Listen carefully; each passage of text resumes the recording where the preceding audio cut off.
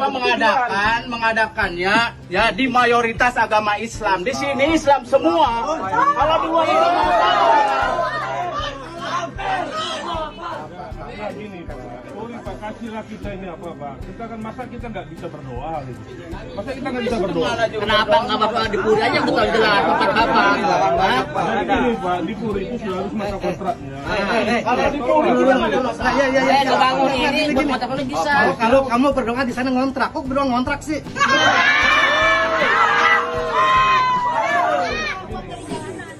Jadi begini.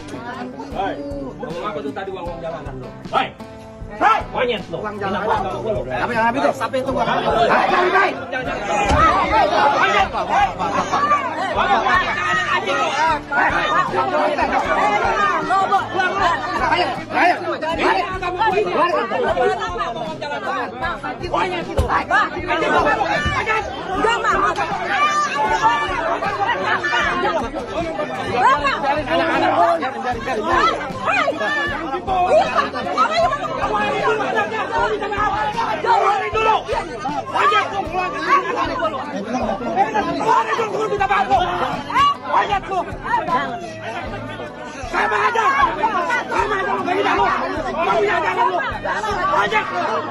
Pernah mikir nggak kenapa gereja selalu dibully nggak henti-hentinya?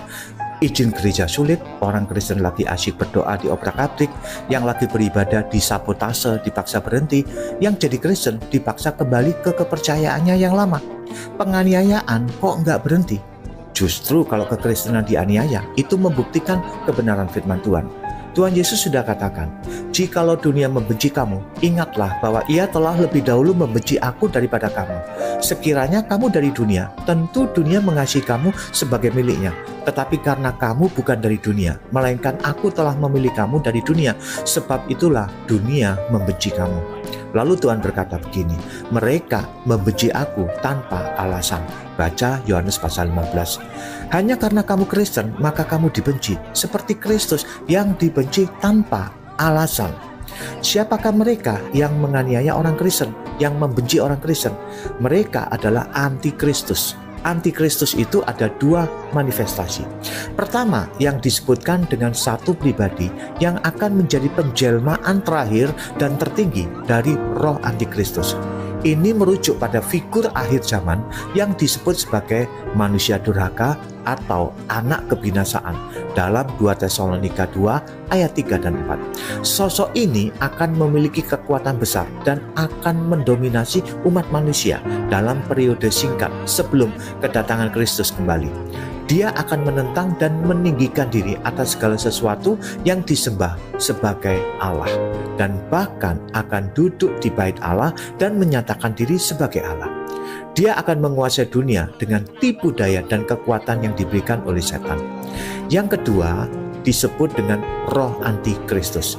Roh ini sudah ada sejak dahulu dan sekarang sedang bekerja untuk menentang Kristus dan ajarannya. Dalam 1 Yohanes 4 ayat 2 dan 3 dikatakan, "Setiap roh yang mengaku bahwa Yesus Kristus telah datang sebagai manusia berasal dari Allah, dan setiap roh yang tidak mengaku Yesus tidak berasal dari Allah. Roh itu adalah roh antikristus, dan tentang dia telah kamu dengar bahwa ia akan datang, dan sekarang ini ia sudah ada di dalam dunia." Roh antikristus ini menginspirasi berbagai ajaran sesat yang menolak kebenaran tentang Yesus Kristus sebagai Mesias sejati. Gereja sejati tidak akan pernah berhenti diusili, dijahili, dibenci, dan dianiaya oleh mereka yang dikuasai oleh roh antikristus. Dan mereka melakukannya tanpa alasan. Ya, karena kamu percaya kepada Yesus saja, itu alasannya. Lantas bagaimana saya tahu kalau orang-orang di sekitar saya dikuasai oleh roh antikristus? Gampang saja kok. Pas kamu kumpul sama mereka dan kamu nyebut saja nama Yesus, lalu lihatlah reaksi mereka.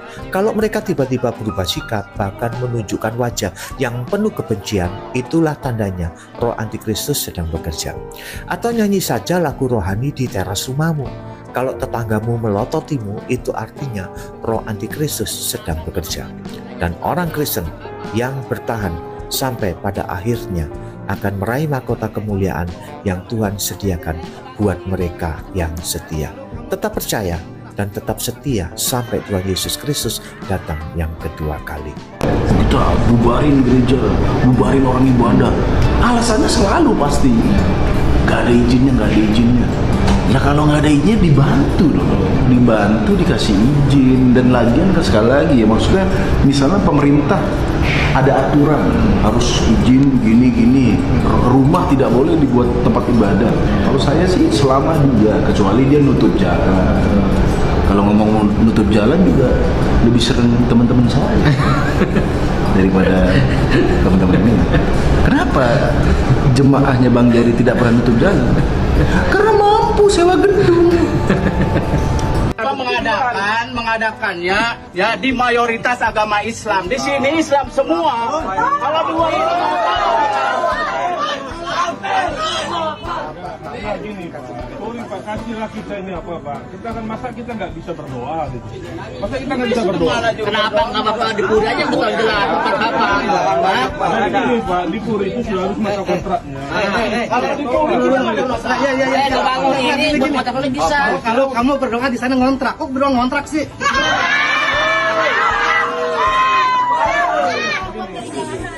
Jadi begini. Ngomong apa tuh tadi uang jalanan lo? Hai. Monyet lo. Uang jalan. Apa yang habis tuh? Sampai itu uang.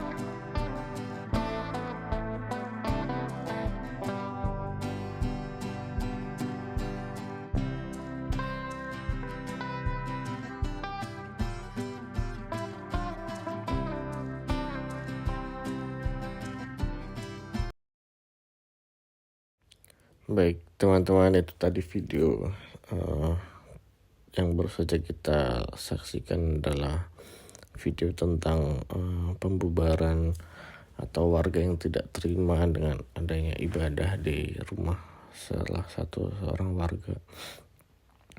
Dan itu terjadi tidak hanya di satu tempat ya, tidak hanya terjadi satu kali, tapi itu sangat sering terjadi di mana orang Kristen sedang beribadah, tiba-tiba warga di sekitar tidak terima dan mereka meminta ibadah itu dibubarkan dan tidak boleh lagi melakukan ibadah.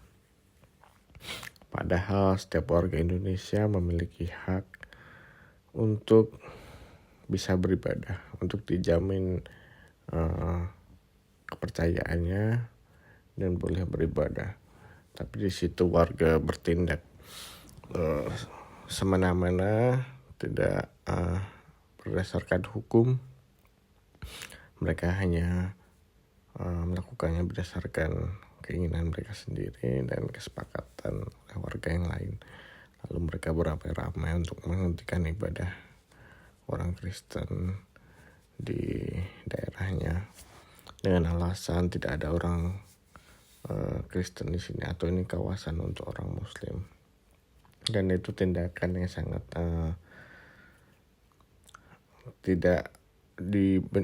sangat tidak benar ya, karena itu jelas-jelas melanggar hukum dari negara bahwa setiap warga negara memiliki hak untuk dapat beribadah. Tapi itu masih terjadi di Indonesia, di mana ketika warga tidak suka karena mereka mayoritas, mereka boleh menghentikan ibadah atau membubarkan, bahkan ada yang sampai membongkar gereja, diruntuhkan karena mereka menganggap tidak boleh ada gereja di sini.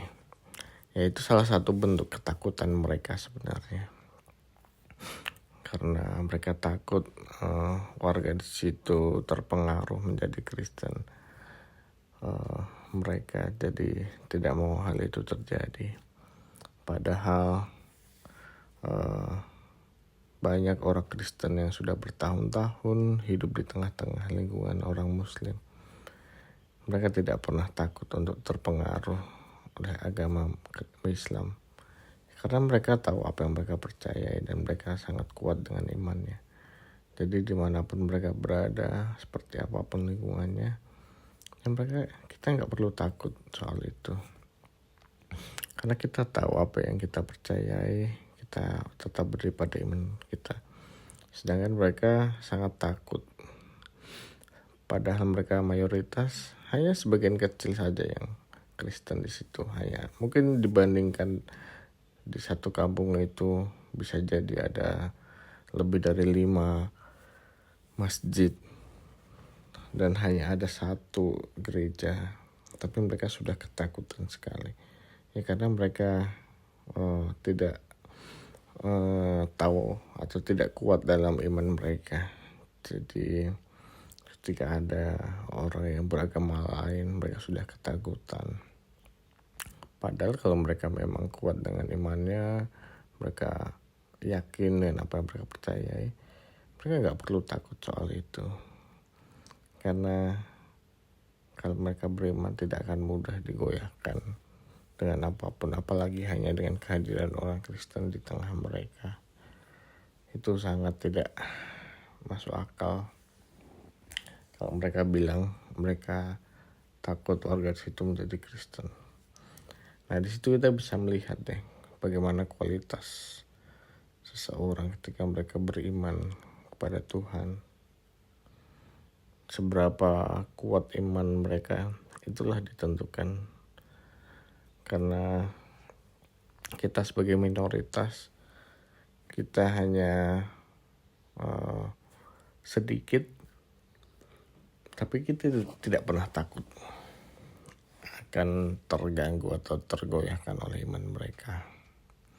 Karena kita percaya, kita tahu apa yang kita percayai. Jadi tindakan seperti ini sangat-sangat dikecam ya. Sangat tidak baik karena mereka terlihat seperti iblis ya. Mereka melakukannya dengan sangat kejam, bahkan menghina, mengolok-olok agama lain. Coba kalau itu terjadi sebaliknya, orang Kristen membubarkan ibadah orang Muslim, kalian bisa tahu sendiri apa yang akan terjadi.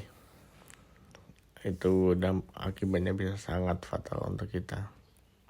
Tapi mereka dengan seenaknya melakukan itu kepada kita, seolah-olah itu hal yang dibenarkan. Dan tindakan itu sering terjadi di Indonesia karena mereka masih tidak mau menerima perbedaan. Padahal kita dari awal sudah berbeda-beda, sudah banyak agama, suku. Tapi mereka tetap tidak mau menerima hal itu. Ya, kita doakan supaya hal-hal seperti ini tidak terjadi lagi, supaya kita sebagai orang Kristen bisa lebih dengan nyaman dan dengan tenang bisa beribadah tanpa takut ada gangguan ataupun kekhawatiran akan dibubarkan oleh warga. Ya, kita doakan saja teman-teman, semoga hal ini tidak terjadi lagi dan pemerintah menindaklanjuti tindakan-tindakan warga yang seperti ini, supaya kita semua bisa beribadah dengan damai.